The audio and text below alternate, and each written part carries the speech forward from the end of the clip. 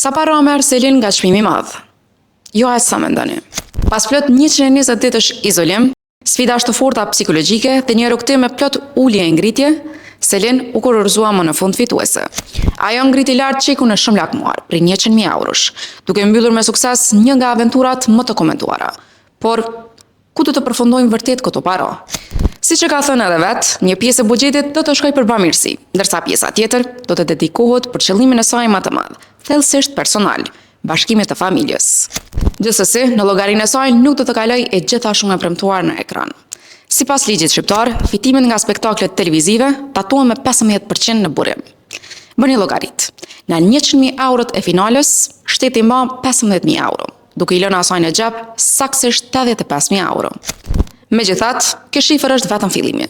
Si imazhi më i kërkuar i momentit, kontratat, reklamat dhe bashkëpunimet e panumërta komerciale, me shumë gjasa do ta kalojnë me lehtësi shifrën e fituar nga vetë çmimi televiziv.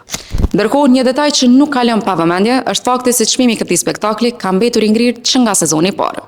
Kjo vjen si një kontrast i plot me formatet e tjera, si Big Brother VIP Kosova apo firma VIP, ku fituesi këtë vit arkëton duk shumë më tepër nga produksioni. Lind natyrshëm pyetja, a duhet të fitojë më shumë një fitues i këtij formati, apo edhe kaq janë më së boll? Na thoni mendimin tuaj në komente dhe mos harroni të na bëni follow në 4 platformat e Prive pa Libertas Vahiu.